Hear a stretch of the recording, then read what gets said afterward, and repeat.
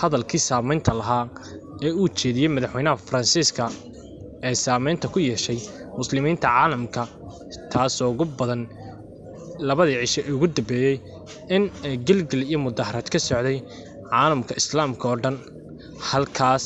ay caalamka Islaamka culimada ugu waaweyn kuwa Soomaalidu ku jirtay ay baaq uga dirayaan ummadda muslimiinta ah meel walba adduunka ay joogaan sidii ay u joojin lahaayeen ama sidii ay uga soo hor istaagi lahaayeen Faransiiska ama dalabaadka Faransiiska uga yimaada. Sidoo kale arrimaha Faransiiska ayaa cirka isku shareeray kadib markii madaxweynuhu meel khudbada oo fagaaro weyn ah ka jeediyay hadalkii saameynta oo dhan laga hadlayo madaxweynaha Faransiiska muslimiinta ku dhaqan saameynta ku yeeshay muslimiinta caalamka ku abuurtay walwal iyo abuur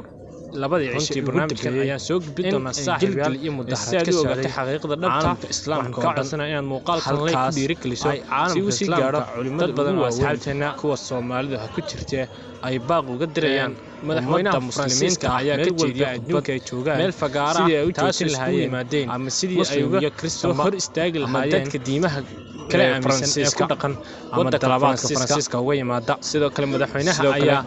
arrimaha Faransiiska ayaa ahayd isku shareeray kadib markii madaxweynuhu ayuu hadal hayn uga soo dhacay kadib markii fagaaro weyn ka jeediyay hadal ku sheegay caalamka warqameed ku sheegay muslimiinta nabigeena Maxamed calayhi salaatu wasalaam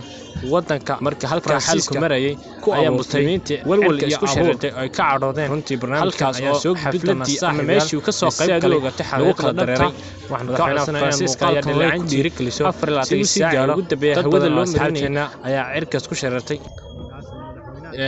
madaxweynaha Faransiiska ayaa ka jeediyay khudbad meel fagaara ah taasoo isku yimaadeen muslim iyo kristanba ama dadka diimaha kala aaminsan ee ku dhaqan wadanka Faransiiska. Sidoo kale madaxweynaha ayaa jeediyay khudbad ahayd si yaro aan la ogeyn ayuu hadal hayn uga soo dhacay kadib markii uu sawir qacmeed uu la soo baxay uu ku sheegay sawir qacmeed uu ku sheegay nabigeena Maxamed calayhi salaatu wasalaam. markii halka xalku marayay ayaa muslimiinta cirka isku shareertay ay ka cadhoodeen halkaas oo xafladii ama meeshii ka soo qayb galay lagu kala dareeray. madaxweynaha Faransiiska ayaa dhaleecayntii 24 saac ugu dambeeyay hawada loo marinay ayaa cirka isku shareertay. madaxweynaha taasoo laga xuso Faransiiskana ku yeelatay in ay soo gaadho isla xaqiiqiyan naftiisa dhaleecayn aad u weyn taasoo kala qaybisay ummadii ku nooleed shacabka dhammaan ku noolaa wadanka Faransiiska halka lagu qiyaabo dadka Faransiiska ee ku nool qiyaas ahaan 5 bilyan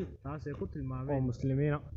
taasoo Faransiiska gabi ahaan 24 saac ugu dambeysay gilgisho oo xaalkeedu kacsanaa.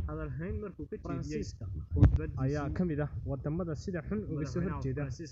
faafinta diinta Islaamka aanu joojin doonin muuqaalada ama sawir gacmeedada uu ka sameynayo ama uu soo bandhigayo nabigeena Maxamed calayhi salaatu wasalaam isagoo kalifaad inta uga dhigaya ama cadho ku abuuraya dadka muslimiinta. runtii arrinkaas ayaa noqday mid caalamka Islaamka oo dhami ay ka cadhoodaan kaasoo dhammaan ugu horeeyo madaxweynaha Rajab Tayyip Erdogan ayaa maalintii ugu horeysay